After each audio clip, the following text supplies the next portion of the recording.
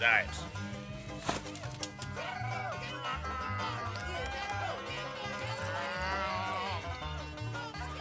Science? Science! Kiss it. Speciation!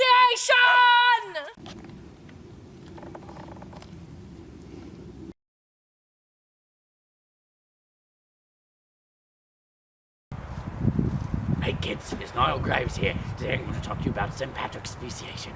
This is where two species who live in one environment separate and become two separate species.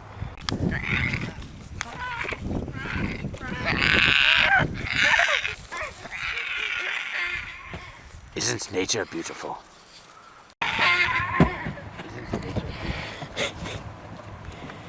Okay. St. Patrick's speciation is when animals that are living in the same land evolve into two separate species. So here, just as an example, we have our flies. They're the same species, living in the same land, and then they evolve into different species. This one has a little unicorn horn.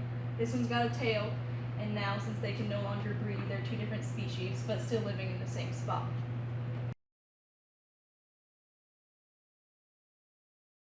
Polyploidy mistakes in cells and speciation is when an organism is born with extra chromosomes. See, there is your normal chromosomes, but not normal, clearly, because they're all shapes, right? There you go, broke my hand. See, if they can't mate with creatures that have normal chromosomes, oh, that's a big no-no. But they can mate with creatures that have 4 chromosomes, or abnormal chromosomes, like them. And so this can lead to completely different lineages of creatures farther on down the line. And it's speciation.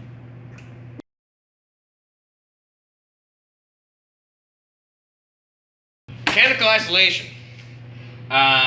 It'd be like, my Uncle Cletus or Kyle trying to do his 5th marriage with a horse. It just doesn't work, you see, because you got the horse, neigh, you got the... Oh crap, what is that? Sorry, hang on, I gotta draw things before. Here. So, mechanical isolation.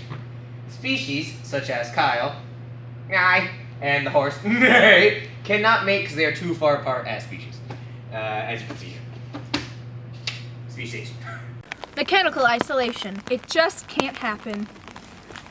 I love you!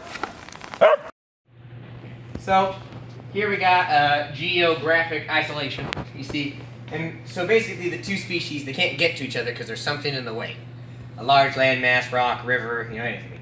So a good example is in the near future, when our overlord, President Trump, becomes our new leader, the Mexicans and the Texans will be two different species that can't get to each other because of that gigantic wall separating us. So there you go. Geographic isolation. This is an example of geographic isolation.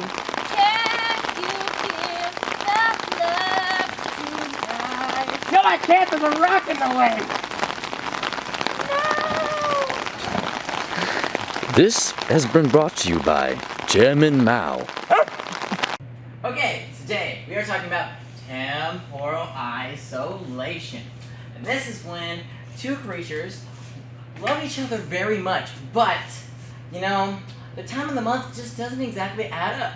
So, that's why it causes a problem. Because you see, some of them happens at whatever time that is, and others happen here. See, they're just not equal. So, they don't mate, and so it makes it hard. My friend Kyle's trying to say is that they mate at, 3. These ones mate around 3. These ones mate around 7.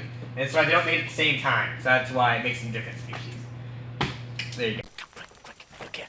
This is a perfect example of temporal isolation. This wild creature is attempting to mate. However, the mate is trying to find. Quick, come. Is hibernating and is unable to hear its call. You see, now, yes. She must be able to mate in their population, or it might slowly die off. It really sucks. Hey kids, Niall Graves here. We're all out of booze. It's been 2 million years since last we saw these wonderful creatures. Now look here. See, he has evolved to be different, even though they live in the exact same survival. You see, only meters away, the Morgan on top of the roof remains the same creature. But this weirdo over here with this coat on top of his head. Look. So we've been out here for like, 4 hours. And Kyle, nowhere to be seen. Better be dead. Or a good reason, like a Jesuit stopped him or something. I don't even know. I'm so upset. And when he gets here, we're gonna kick him up. Beat the crap out of him. Beat the living crap Go out of him. home, you're out of the group. Okay. Captain's log. This is an example of character displacement. Both the wild Anders and the wild Alex compete for the food source closer to the ground.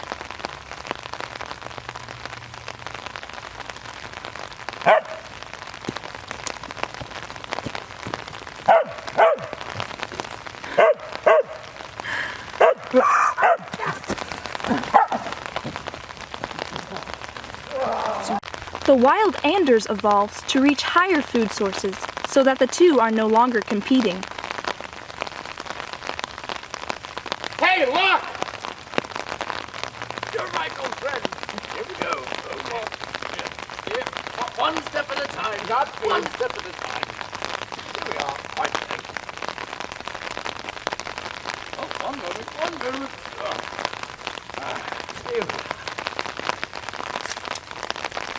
Cheers, mate. What the?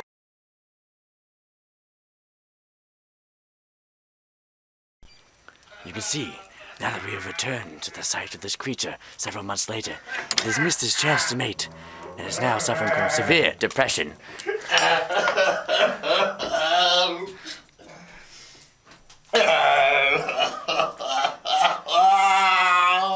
Poor bloke. He may never mate again.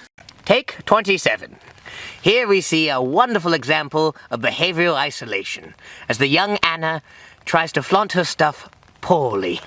Hey, wanna dance? Okay.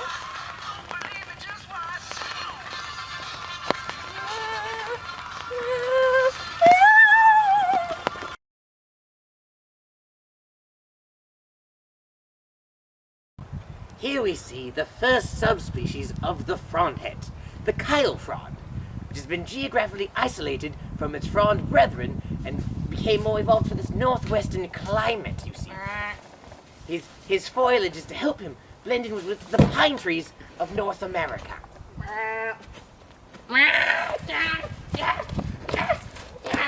And here we see the second subspecies of the frondheads, the Anders frond, meant for a much more subtropical climate, as you can see, by his very flamboyant foliage upon his head. And you also see there's not many predators, so they're much more quiet and tame, docile even. Oh God!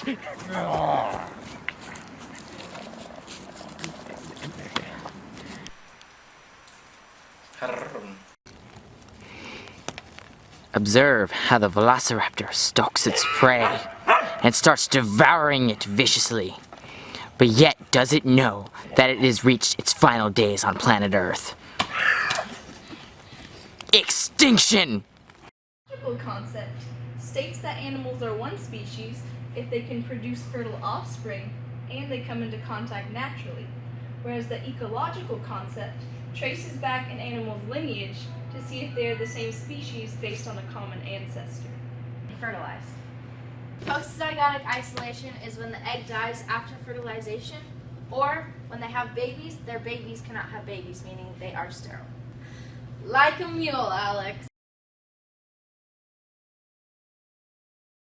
Hey kids, I'm Niall Graves. Today I'm joined by my cameraman, Donovan. Hola! And our director/producer, Kai Kai. And you know it. Today we'd just like to thank our numerous sponsors, Chairman Mao, What Sanford. No bueno! What is it, Donovan? What the hell? is it? We're in America. Speak American. Santa Maria!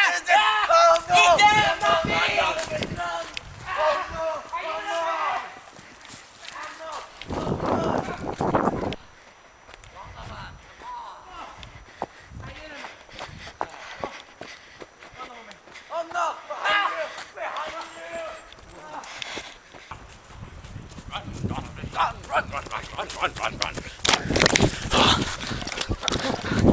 Get to the car, Donovan! Get to the car!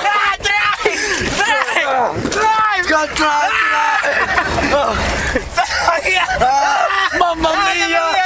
Mamma mia! It has been precisely 23.6 minutes since last we saw the beast. No sign of her so far. Donovan, are you okay? Bueno. Bueno. Muy bueno. Good, good.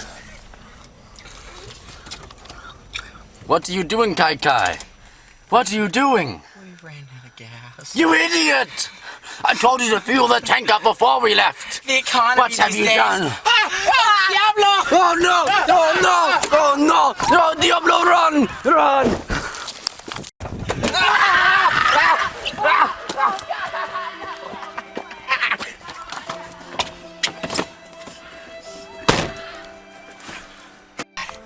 I think I'm safe.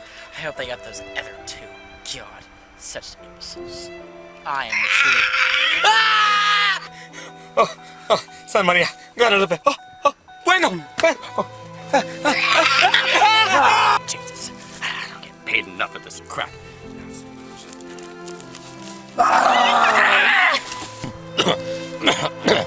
This is Niall Graves, signing off for the last time, kids.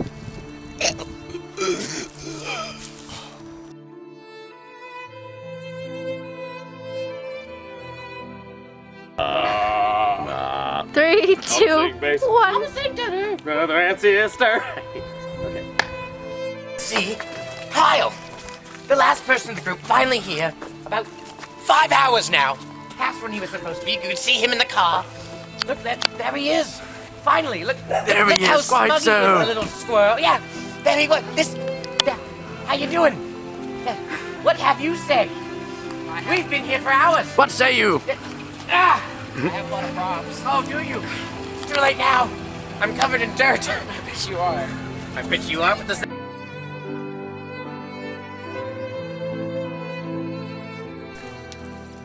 Gosh, That's me again.